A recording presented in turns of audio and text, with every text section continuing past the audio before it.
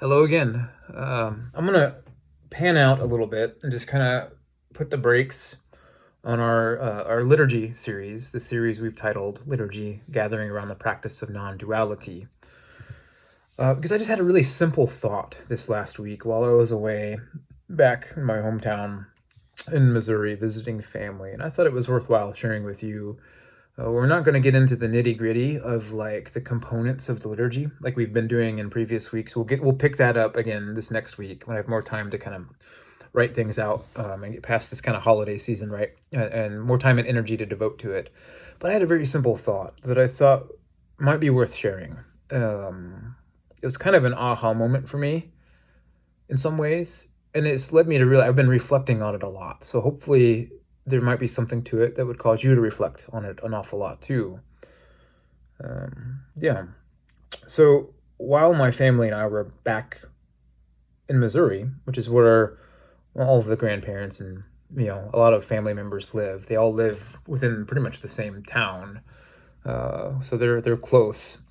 While we were there, my wife and I were able to persuade, not that it took much persuasion, we were able to persuade one set of grandparents to watch our kids while we go have a date. Oh, glory, glory, hallelujah.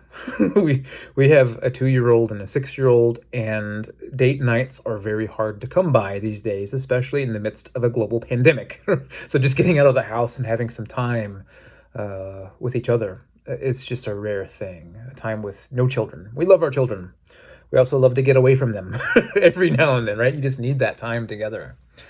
Well, at one point during the date, we were driving through the town that my spouse and I were both born in. It was the next town over from the town we both grew up in.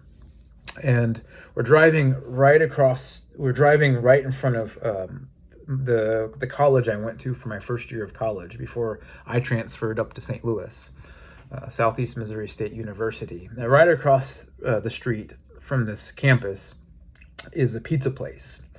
And as we drove by it, some memories bubbled up from my dating life in high school.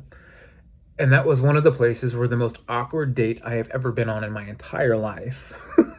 This pizza place was one of those places, right? It was the place for the most awkward date, and I had a lot of awkward dates, but that one probably was number one for me. For one, like the girl just would not talk. I don't know if she had social anxiety. I just had a hard time, and I was doing everything I could. And usually I was the one with tremendous social anxiety. I was so shy and so nervous. But like this time it was the other person, and I wasn't used to that. So I'm trying to lighten the mood, trying to break the ice, and she just like was not helping whatsoever. Just kind of sat there and nodded and didn't really say a word. Well, finally, I remember getting around to like, okay, we have to order something. You have to tell me what you want. Like, or you have to at least tell the waitress what you want, right? So like, what do you like? I love pepperoni and hamburger pizza. You want to do that? How's that sound to you? And 2 words, I'm vegan, came out of her mouth. Like, come on, like you got to help me out here. And so yeah, it was a night full of tremendous awkwardness. And we dated for like 2 or 3 weeks, and it was very awkward. Probably for her too, right? It is what it is. But yeah, and so like as we drove past the pizza place, my spouse and I started reminiscing about all of the kind of the bad dates and the bad relationships we were a part of before we found each other. And we started dating. For those of you that don't know, we started dating in our senior year of high school. So like we knew each other growing up. We knew each other ish growing up, but we were high school sweethearts. But there was a handful of folks that we both had dated, for better or for worse, usually for the worse, right? Before we found each other. At one point, we realized something we realized a long time ago, but we came back up to this theme that in so many ways, like dating is hard. And back then, like there was no Match.com, there was no online dating. We're old enough, where that was just not a thing that we did. So, but yeah, but dating was awkward. It was heartbreaking sometimes, right? We lost people that we loved, or they left us, or we realized that it would no longer work out for us, right? So like we had to go through like kind of a slew of bad dates and bad relationships before we finally kind of found each other. But there's two ways of looking back on that, right? You can look back and you can kind of like just look back in disgust at all the things you had to go through in your dating life, with heartache, with regret, or whatever. Or you can look back and realize, like, had it not been for this kind of string of like bad dates and bad relationships, you never would have, probably never would have found the one that you wind up with, right? So like, my spouse and I, we dated some real special people. Had it not been for them, though, and our experience of them, like, we probably would have never narrowed down the type of attributes and character traits that we really want out of a partner, right?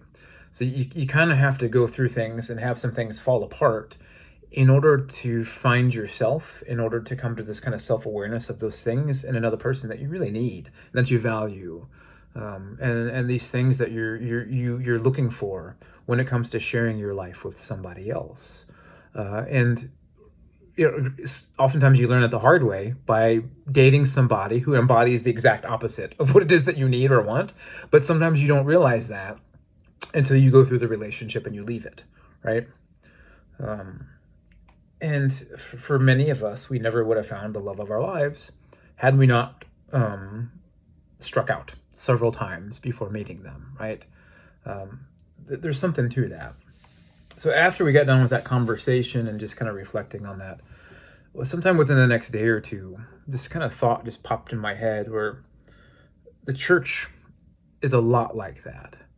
And it's unfortunate that many people they resonate with what I'm saying when it comes to dating, but they don't carry that over into finding new churches in terms of dating church, right? For a lot of people, they strike out.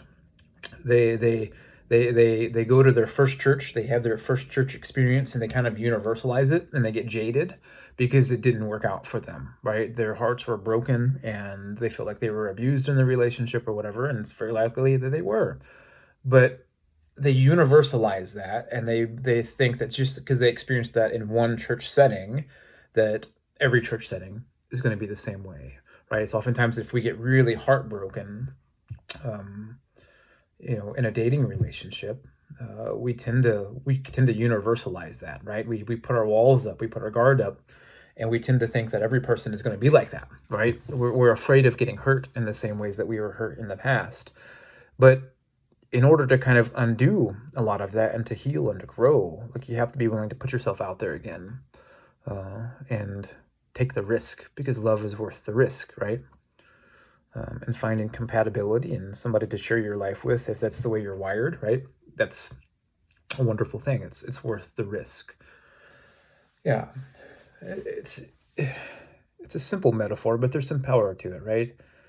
All of that to say, like, if you're somebody who's been burned by a church, or a string of churches within a tradition, because oftentimes, right, if we grew up Baptist and we're burned by a Baptist church, then we go to another Baptist church, and then we find out, lo and behold, we're burned there, or a Presbyterian, or even Episcopalian, right? Like, we tend to universalize that experience, and we don't really date around as much as we should.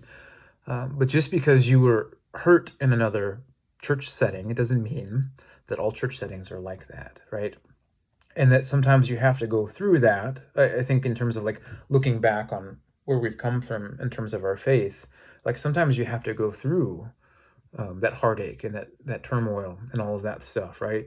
In order to find the one, that's a good fit for you. And so what am I saying here? What I'm saying is, in the same way you wouldn't give up on love because of one or two bad relationships, don't give up on the church because of one or two bad church experiences, church cultures that you were exposed to. But keep putting yourself out there. Keep considering what it is that you really want and need out of a church, and don't compromise, right? You wouldn't compromise. Hopefully you wouldn't when it comes to like selecting a life partner. Don't compromise whenever it comes to selecting the right church for you. Find the place that's going to treat you in the way that you know that you deserve to be treated. Find the place that feels like home. Love compatibility, community, it's worth it in the end. It's worth putting yourself out there and taking the risk for, right? It really is. So that's it. Hopefully that's something fun to mull over for you. Peace. Thanks for tuning in.